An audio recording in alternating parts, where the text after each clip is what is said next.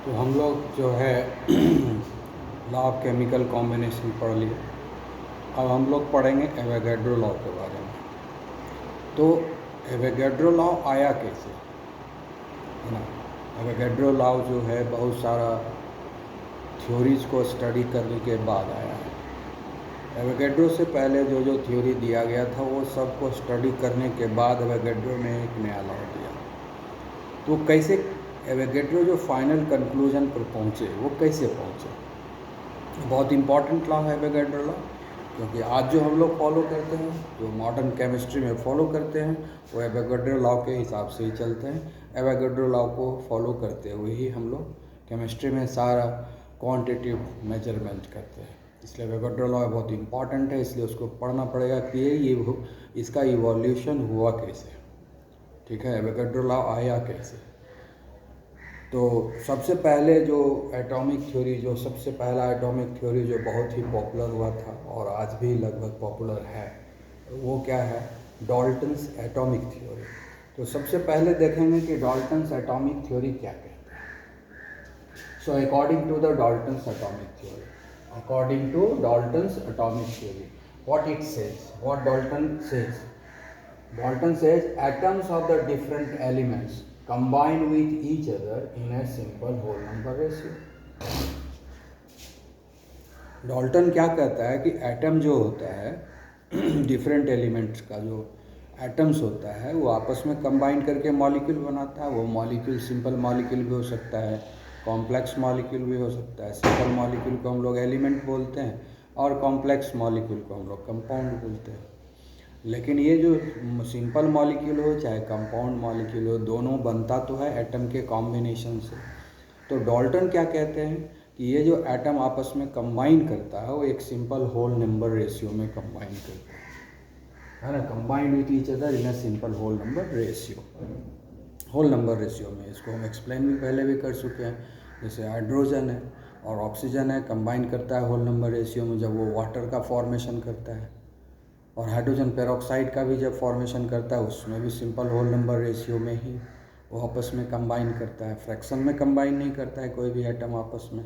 ये कहना है डाल्टन के द्वारा। फिर उसके बाद जो आया था बाद में गैसेस के लिए, वो गे-लुसेक लॉ है ना। ये जो थ्योरी है ये तो solid gas solid liquid gas तीनों के लिए अप्लाई हो रहा है। उसके बाद Gay-Lussac law of combining volumes, Gay-Lussac law of combining volume. वो क्या कहते हैं कि gases combines with each other in a simple whole number ratio by their volume. मतलब कहता है कि गैस जो है वो कंबाइन करता है, कल ही बताए थे गे-लुसेक लॉ कि गैस जो है कंबाइन करता है इन टर्म्स ऑफ वॉल्यूम, और इन टर्म्स ऑफ वॉल्यूम जो आपस में कंबाइन करता है ना वो सिंपल होल नंबर रेशियो में कंबाइन करता है। कल ही बताए थे, 3-4 एग्जाम्पल देकर बताए थे। नाइट्रोजन हाइड्रोजन कंबाइन किया, अमोनिया गैस बना। 1 molecule of nitrogen 3 molecule of hydrogen combine करके 2 मॉलिक्यूल्स ऑफ अमोनिया बनाया था, ठीक है। उसी तरह से वाटर बना, H2O, हाइड्रोजन और ऑक्सीजन कंबाइन किया तो वाटर बना। उसमें भी दिखाया था कि कैसे ही होल नंबर रेशियो में कंबाइन किया और होल नंबर रेशियो में ही प्रोडक्ट का भी फॉर्मेशन हुआ। तो ये गे-लुसेक लॉ। तो गे-लुसेक लॉ गैस के लिए एप्लीकेबल है और डाल्टन्स एटॉमिक थ्योरी जो है सॉलिड लिक्विड गैस तीनों के लिए एप्लीकेबल है। मोस्टली हम लोग सॉलिड और लिक्विड के लिए अप्लाई करते हैं। तो इस दोनों लॉ को फिर क्या किया, बर्जीलियस सामने आए। बर्जीलियस ने इस दोनों को कोरिलेट कर दिया, डाल्टन्स एटॉमिक थ्योरी और गे-लुसेक लॉ ऑफ कंबाइनिंग वॉल्यूम, ये दोनों को कोरिलेट किया।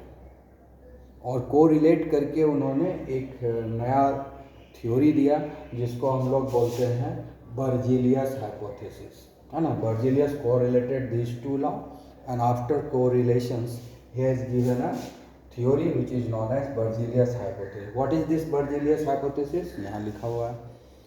सो बर्जीलियस हाइपोथेसिस क्या कहता है कि equal volume of all gases under similar condition of temperature and pressure contains equal number of atoms.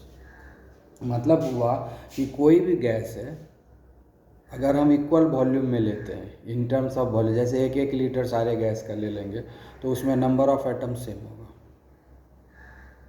दुनिया का कोई भी गैस हो, वो 2-2 लीटर सबका ले लो, 2 litre carbon dioxide, 2 litre hydrogen, 2 litre oxygen, 2 litre nitrogen, इस तरह से जो भी गैस हो मन हो ले लो, 2-2 लीटर।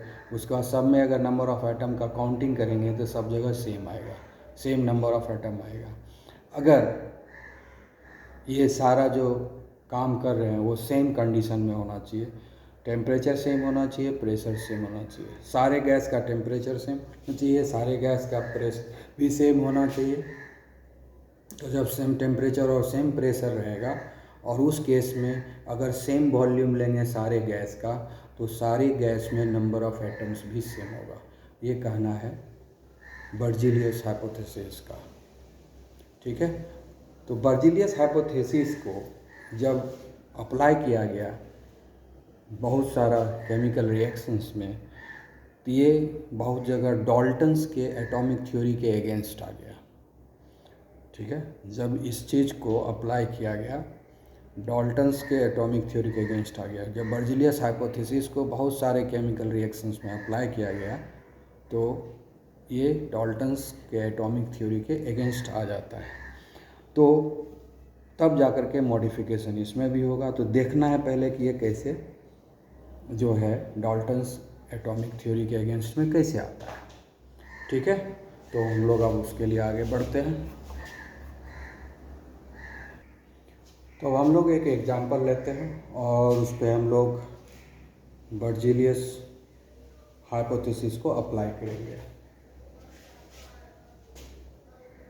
तो हम लोग लेते हैं reaction between hydrogen and chlorine. तो ये क्या बनेगा, हाइड्रोजन क्लोराइड। ये क्या बनेगा, हाइड्रोजन क्लोराइड।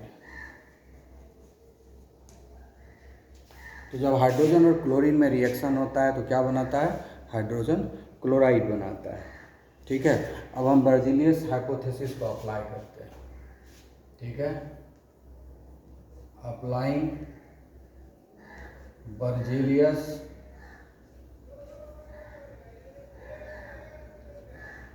हाइपोथेसिस। ठीक है, तो ये तो बर्जीलियस जो है इन टर्म्स ऑफ एटम बात करता है। ठीक है, तो पहले तो ये देख लेते हैं, ये 1 वॉल्यूम रिएक्शन किया, 1 वॉल्यूम और गिव्स यू द 2 वॉल्यूम। ठीक है, ये 1 वॉल्यूम हुआ, ये 1 वॉल्यूम हुआ और बनता है 2HCl। तो 1 वॉल्यूम के साथ रिएक्ट करके 2 वॉल्यूम बनाता है। ठीक है, तो हम मान लेते हैं इस 1 वॉल्यूम में n एटम है।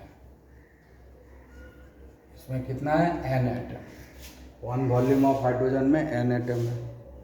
तो यहाँ भी तो 1 वॉल्यूम ही है, यहाँ भी तो 1, तो सेम वॉल्यूम है यहाँ भी, तो यहाँ भी नंबर ऑफ एटम उतना ही होगा। तो यहाँ भी हो जाएगा n एटम। अब यहाँ 2 वॉल्यूम है, यानी डबल हो जाएगा नंबर ऑफ एटम, क्योंकि 1 वॉल्यूम में n एटम है तो 2 वॉल्यूम में 2n एटम हो जाएगा। 2n compound atom. Compound atom इसलिए लिखे क्योंकि यहाँ पर 2 डिफरेंट काइंड ऑफ एटम आपस में जुड़ा हुआ है। यहाँ पर क्या है, आइडेंटिकल काइंड ऑफ एटम है, हाइड्रोजन ही है। यहाँ आइडेंटिकल एटम है, क्लोरीन ही का ही एटम है सिर्फ, लेकिन हाइड्रोजन क्लोराइड में हाइड्रोजन एटम भी है और क्लोरीन एटम भी है। तो इसलिए हम वहाँ पर कंपाउंड एटम लिखेंगे, क्योंकि बर्जीलियस ने मॉलिक्यूल का डिस्कशन ही नहीं किया, उन्होंने सिर्फ एटम का डिस्कस किया। तो हम एटम ही लिखेंगे, क्योंकि उन्होंने देखिए रहे equal volume of all gases under similar conditions of temperature and pressure contains equal number of atoms. Equal number of atoms, atom का बात किए हैं, इसलिए हम एटम के टर्म में लिखना पड़ेगा हमको। ठीक है, तो इसलिए ये n एटम हुआ, ये n एटम हुआ, तो ये 2n कंपाउंड एटम होगा। क्योंकि इसमें डिफरेंट काइंड ऑफ एटम आपस में जुड़ा हुआ है, कंपाउंड एटम हुआ। इसमें आइडेंटिकल काइंड एटम है, इसलिए एटम लिखे हैं, इसमें भी एटम लिखे। तो 1 वॉल्यूम में n एटम है तो 2 वॉल्यूम में 2n एटम होगा। ठीक है, अब सबसे जो है हम n कॉमन ले लेते हैं, n कॉमन ले लेंगे, n कॉमन ले लेंगे, n कॉमन ले लेंगे, सब जगह से हम n को कॉमन ले लेंगे। तो क्या आ जाएगा यहाँ पर 1 एटम, तब क्या हो जाएगा, ये 1 एटम हो जाएगा। 1 एटम के साथ कंबाइन करेगा तो बनेगा 2 कंपाउंड एटम।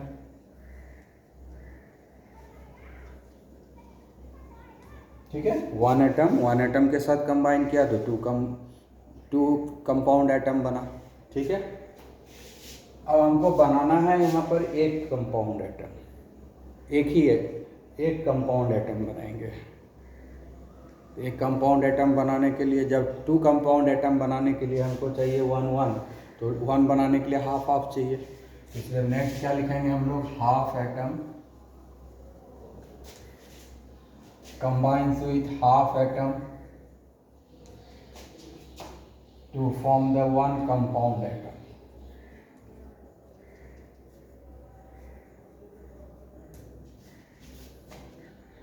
तो अब यहाँ पर ध्यान दीजिए, हाफ एटम्स कंबाइन करके 1 कंपाउंड एटम बना रहा है। ठीक है, लेकिन डाल्टन क्या कहे थे कि एटम जो डिविजिबल नहीं है। डाल्टन्स क्या कहते हैं कि एटम डिविजिबल नहीं है, तो हाफ एटम कैसे होगा। उन्होंने एटम को डिफाइन किया था ना, डाल्टन्स ने एटम को डिफाइन किया था। उन्होंने कहा था कि atom is the smallest particle. Atom क्या है, स्मॉलेस्ट पार्टिकल है which take part in chemical reaction. उन्होंने क्या कहा कि एटम ही वो सबसे छोटा हिस्सा है, वो एटम ही वो सबसे छोटा पार्टिकल है जो केमिकल रिएक्शन में पार्टिसिपेट करता है। तो फिर हाफ एटम लिखने का मतलब क्या हो गया कि एटम डिवाइड होके केमिकल रिएक्शन में पार्टिसिपेट करेगा। ये तो डाल्टन्स के कॉन्सेप्ट के अगेंस्ट जा रहा है। डाल्टन्स ने कहा था कि एटम्स आर नॉट डिविजिबल।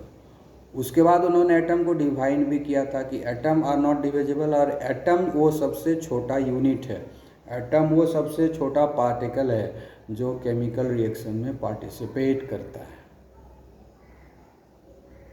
ठीक है, जो एटम जो है पार्टिसिपेट करता है केमिकल रिएक्शन में, यही सबसे छोटा पार्टिकल है, यही सबसे छोटा यूनिट है जो केमिकल रिएक्शन में पार्टिसिपेट करता है।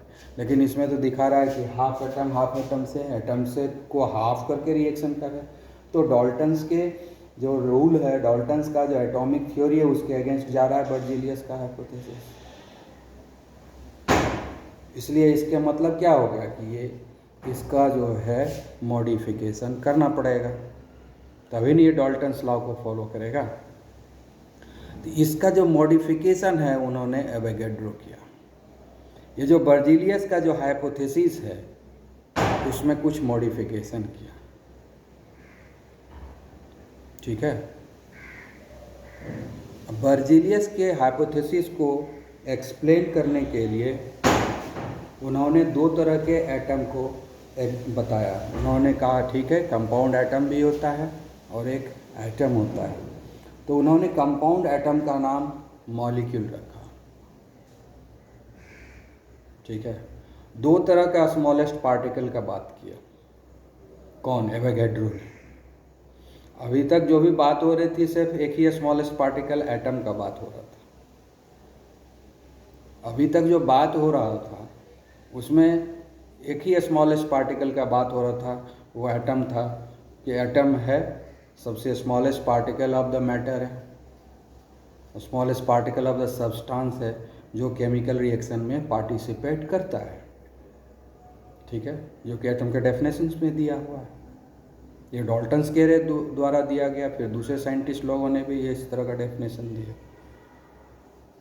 तो जब हम हाइपोथेसिस, बर्जीलियस हाइपोथेसिस अप्लाई कर रहे हैं तो उसमें एटम को डिविजिबल बताया है कि एटम डिवाइड होकर के केमिकल रिएक्शन में पार्टिसिपेट हो रहा है, जबकि एटम डिवाइड होकर केमिकल रिएक्शन में पार्टिसिपेट नहीं करता है। ये डाल्टन्स के एटॉमिक थ्योरी के अगेंस्ट जा रहा है। ये हाफ एटम ये संभव ही नहीं है डाल्टन्स के थ्योरी के हिसाब से। ये तो डाल्टन थ्योरी के अगेंस्ट चला गया। तो इसका मतलब क्या हुआ, बर्जीलियस हाइपोथेसिस में ड्रॉबैक है, इसमें मॉडिफिकेशन की ज़रूरत है।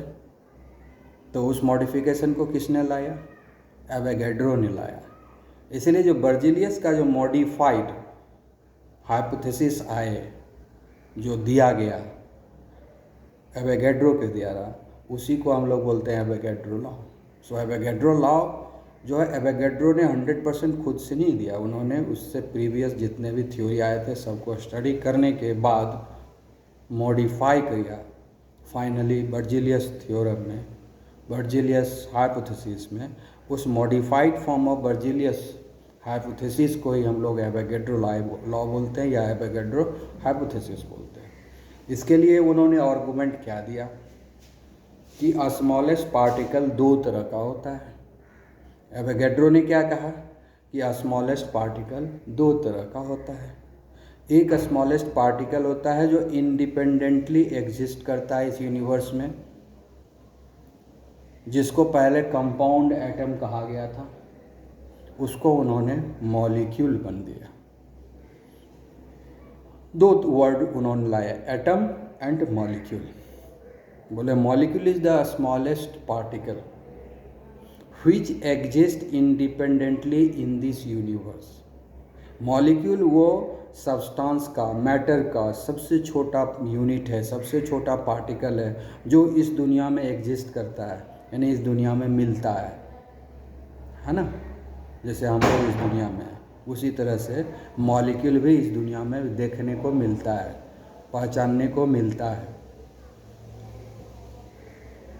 उसके बाद उन्होंने कहा कि atom is also the smallest particle of the substance और matter, but atom never exist independently in this universe.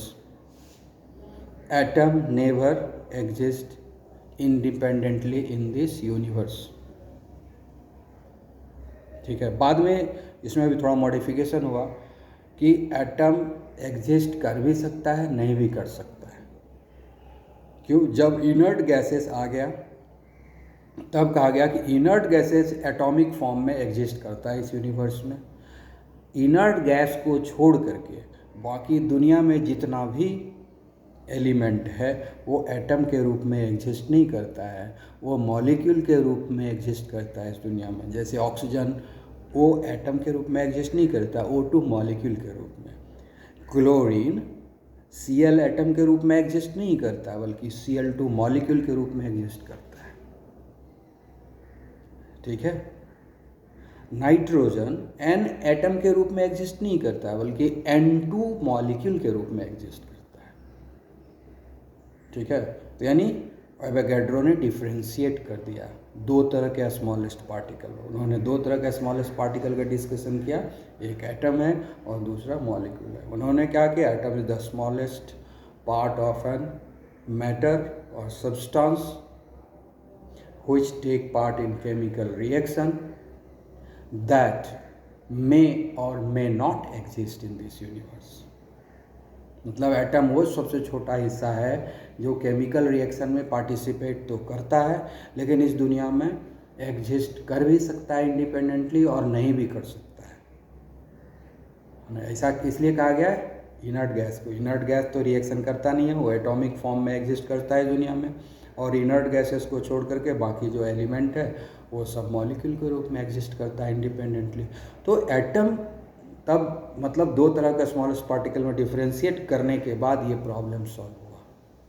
और दूसरा उन्होंने क्या कहा कि molecule is the smallest part of a substance which exist independently in this universe but never participates in chemical reaction। Molecule never participates in chemical reaction but can exist independently in this universe। And molecule is formed when atom combines together। Molecule is formed when atom combines together। So there are two types of smallest particle, one is the atom, another is the molecule। Molecule can exist in this universe independently, but atom does not exist independently in the universe। Atom always comes out into the picture when the chemical processes are going on.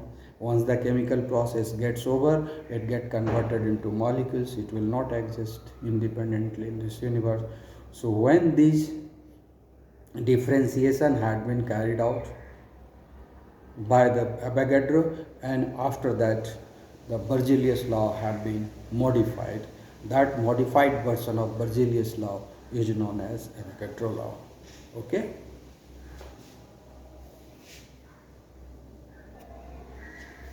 तो हम लोग discuss कर रहे थे Avogadro law, discuss किए।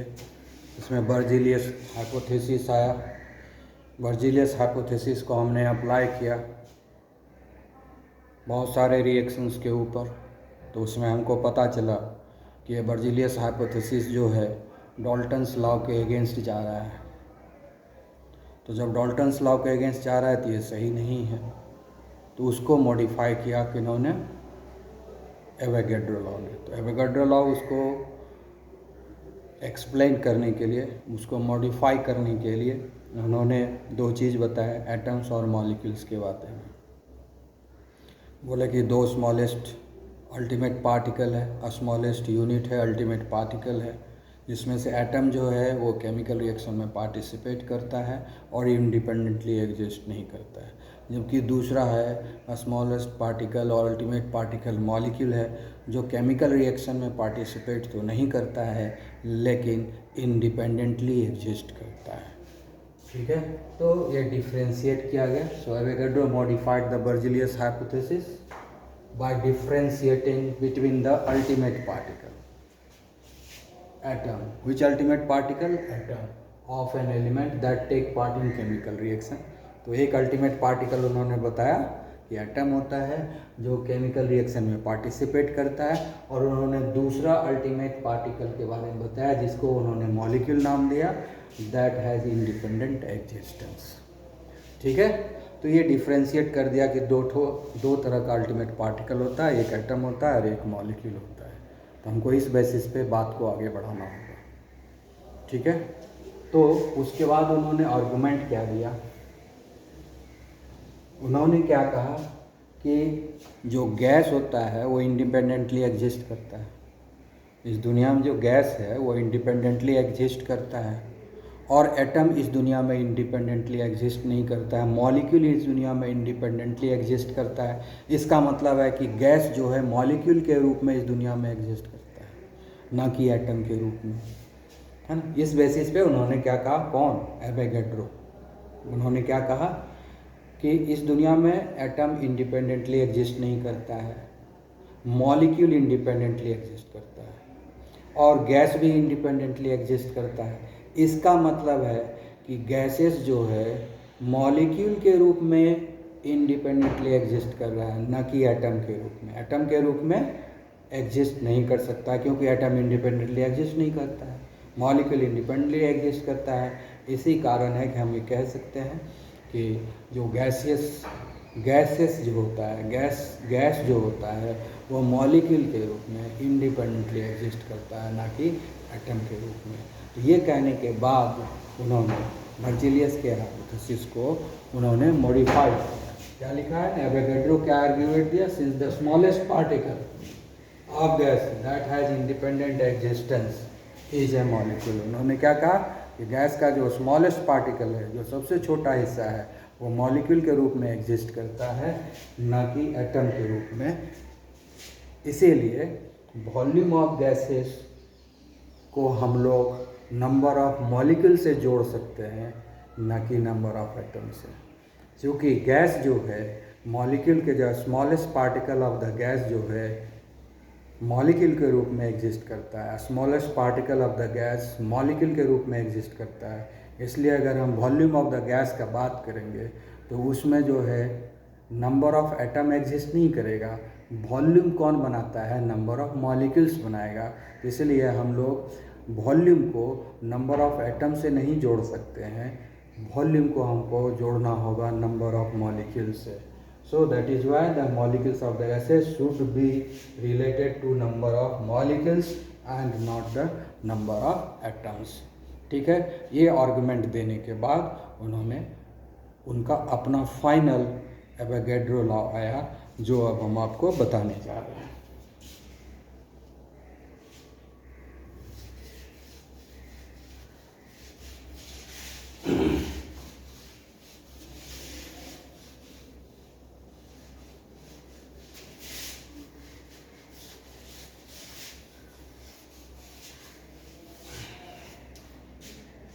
Finally Avogadro law लिखेंगे जो उन्होंने दिया। उन्होंने एवोगैड्रो लॉ क्या दिया, उन्होंने क्या कहा, equal volume of all gases, equal volume of all gases under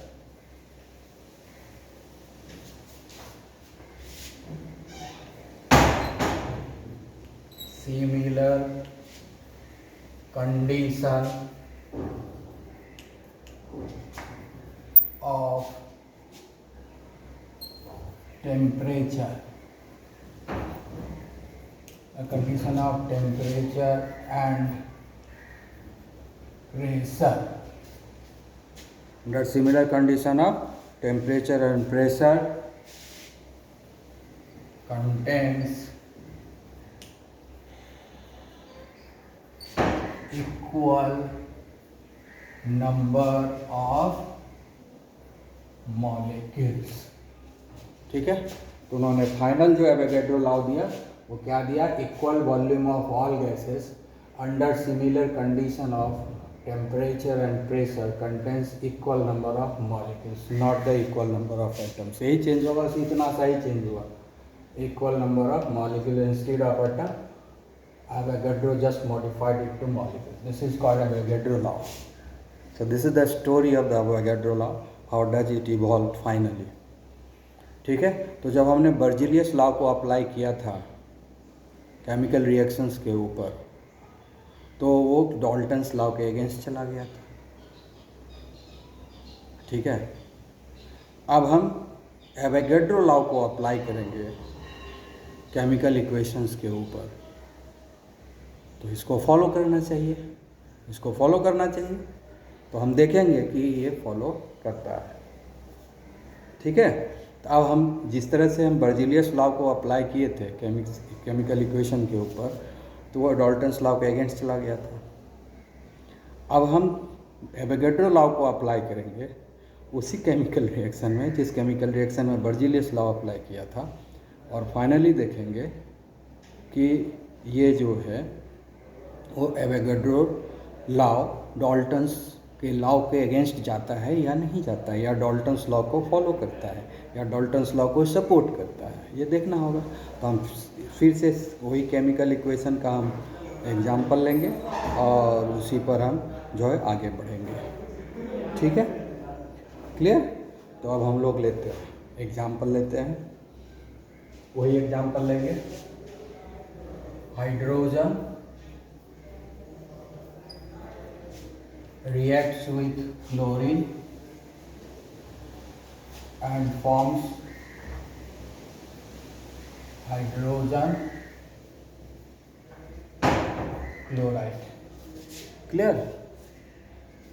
तो हाइड्रोजन का सिंबल H2 हो गया, क्लोरीन का सिंबल Cl2 हो गया, और हाइड्रोक्लोरिक एसिड जो है वो 2HCl होता है। तो ये हो गया हमारा 1 वॉल्यूम, ये भी हो गया हमारा 1 वॉल्यूम, तो ये हो गया हमारा 2 वॉल्यूम।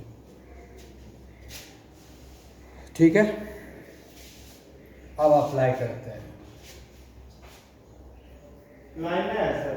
नहीं, now applying Avogadro law.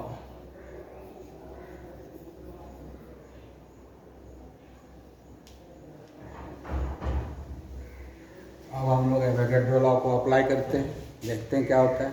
Avogadro law क्या कहता है कि जो चीज़ इंडिपेंडेंटली एग्जिस्ट करता है वो एटम के रूप में एग्जिस्ट नहीं करता है, वो मॉलिक्यूल के रूप में एग्जिस्ट करता है। और ये भी बताता है कि इक्वल वॉल्यूम जो है equal number of molecule contain करता है, equal volume contains equal number of molecules.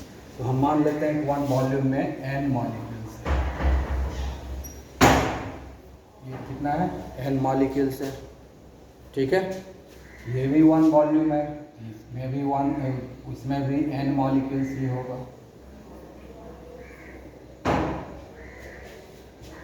तो फाइनली जो HCl बन रहा है उसमें 2n मॉलिक्यूल्स होगा, इसमें 2n molecules of hydrogen chloride gas, ठीक है। n molecules of hydrogen gas combines with n molecules of chlorine gas and forms 2n molecules of hydrogen chloride gas, ठीक है। n molecules of hydrogen gas combines with n molecules of chlorine gas and forms a product 2n molecules of hydrogen chloride gas, clear। अब n common ले लेते हैं सब जगह, तो इसमें क्या हो जाएगा? 1 मॉलिक्यूल्स, ये हो जाएगा 1 मॉलिक्यूल्स, और ये तब यहाँ हो जाएगा 2 मॉलिक्यूल्स। अब मतलब क्या हो गया कि 1 molecule of hydrogen, 1 molecule of hydrogen gas combines with 1 molecule of chlorine gas and forms 2 molecule of hydrochloric gas, ठीक है। 1 molecule of hydrogen gas combines with 1 molecule of chlorine gas and gives us 2 molecules of hydrogen chloride gas, ठीक है। अब और आगे बढ़ते हैं, अब मॉलिक्यूल को डिवाइड करके लिखते हैं। अब लिखेंगे half molecule of hydrogen gas combines with half molecule of chlorine gas to form 1 molecule of hydrogen chloride gas. ये संभव दिख रहा है ना, हमने बनाया 1 molecule of hydrochloric gas, hydrogen chloride gas. तो हाफ मॉलिक्यूल का ज़रूरत पड़ा हाइड्रोजन गैस का, और हाफ मॉलिक्यूल का ज़रूरत पड़ा क्लोरीन गैस का। अब मॉलिक्यूल क्या चीज़ से बना होता है? एटम से बना होता है। तो मॉलिक्यूल तो टूटता है तभी तो एटम बनेगा। मॉलिक्यूल को हम ब्रेक कर सकते हैं, एटम को ब्रेक नहीं कर सकते हैं। मॉलिक्यूल ब्रेक होगा एटम के रूप में तभी तो केमिकल रिएक्शन होगा। इसलिए हाफ मॉलिक्यूल हम ले सकते हैं, मॉलिक्यूल हम फ्रैक्शन में ले सकते हैं, मॉलिक्यूल को ब्रेक कर सकते हैं। एटम ब्रेक नहीं होता है। वो एटम ब्रेक हो रहा था, हाफ एटम के साथ रिएक्ट करके 1 मॉलिक्यूल बना रहा था, तो डाल्टन्स लॉ के अगेंस्ट जा रहा था, ठीक है। डाल्टन्स ने क्या कहा था उसमें कि atom is the smallest particle which take part in chemical reaction. और ये सच्चाई तो आज भी वही है जो डाल्टन्स ने उस जमाने में कहा, आज हम जानते हैं कि atom is the smallest particle which take part in chemical reaction. ये तो अभी भी हम जानते हैं कि एटम ही वो सबसे छोटा हिस्सा है जो केमिकल रिएक्शन में पार्टिसिपेट करता है। मॉलिक्यूल तो केमिकल रिएक्शन में पार्टिसिपेट करता नहीं है। तो यहाँ पर जब केमिकल रिएक्शन होगा तो मॉलिक्यूल तो टूटना ही है, मॉलिक्यूल तो टूटेगा ही। इसलिए हाफ मॉलिक्यूल होना लिखना हमारे लिए आसान है, हाफ मॉलिक्यूल लिख सकते हैं, क्योंकि मॉलिक्यूल जब तक टूटेगा नहीं केमिकल रिएक्शन होगा नहीं। इसलिए हाफ मॉलिक्यूल हाइड्रोजन का, हाफ मॉलिक्यूल क्लोरीन का आपस में रिएक्शन करेगा और 1 मॉलिक्यूल हाइड्रोजन क्लोराइड का बना देगा। तो मॉलिक्यूल को हम ब्रेक कर सकते हैं, मॉलिक्यूल को तोड़ सकते हैं, मॉलिक्यूल को डिवाइड कर सकते हैं एटम के रूप में। इसलिए हाफ मॉलिक्यूल संभव है, हाफ मॉलिक्यूल संभव है केमिकल रिएक्शन में, 100% संभव है। तो इसका मतलब क्या हुआ? ये डाल्टन के लॉ के अगेंस्ट नहीं जा रहा है। तो एवोगैड्रो लॉ डाल्टन्स लॉ के अगेंस्ट नहीं जा रहा है, डाल्टन्स के हाइपोथेसिस के अगेंस्ट नहीं जा रहा है। इसीलिए एवोगैड्रो लॉ जो है पॉपुलर हो गया और आज हम एवोगैड्रो लॉ यूज करते हैं, बर्जीलियस लॉ को यूज नहीं करते हैं, वो छोड़ दिया गया, एबेंडेंड हो गया वो, ठीक है ना, उसको छोड़ दिया। हम अब आगे जो है सब जगह क्या करेंगे, एवोगैड्रो लॉ यूज करेंगे, क्योंकि एवोगैड्रो लॉ जो है डाल्टन्स लॉ के अगेंस्ट नहीं जा रहा है और सारे केमिकल रिएक्शन में हम अप्लाई करते हैं, किसी भी डाल्टन्स लॉ के अगेंस्ट नहीं जाता है, और जो हमारा करेक्ट रिजल्ट है, प्रैक्टिकल रिजल्ट जो आना चाहिए, वो हम लोग लेकर आते हैं जब हम एवोगैड्रो लॉ से क्वांटिटेटिवली कैलकुलेट करते हैं। तो इस तरीके से हम लोग एवोगैड्रो लॉ समझ गए। एवोगैड्रो लॉ करेक्ट है, एवोगैड्रो लॉ के हिसाब से चलते हैं, और एवोगैड्रो लॉ जो है डाल्टन्स लॉ के अगेंस्ट नहीं जाता है, डाल्टन लॉ को फॉलो करता है, इसलिए डाल्टन्स लॉ को भी हम फॉलो करते हैं और एवोगैड्रो लॉ को भी फॉलो करते हैं। इनफैक्ट अब इस दोनों को कंबाइन करके हम लोग केमिकल एनालिसिस करते हैं, इसलिए आज डाल्टन्स लॉ को भी फॉलो किया जा रहा है, एवोगैड्रो लॉ को भी फॉलो किया जा रहा है, क्योंकि ये दोनों मिल करके हमको सारे करेक्ट एक्सपेरिमेंटल एविडेंसेस हमको इन टर्म्स ऑफ क्वांटिटी दे देता है। ठीक है, तो इस प्रकार से हम इस दोनों लॉ को फॉलो करेंगे। इस तरह से हमने आपको एवोगैड्रो लॉ बता दिया अच्छी तरीके से, इसको अच्छे से रिवाइज करेंगे तो और अच्छे से समझ में आएगा। फिर आगे हम लोग पढ़ेंगे मोल कॉन्सेप्ट, नेक्स्ट जो हम लोग पढ़ेंगे मोल कॉन्सेप्ट। ओके।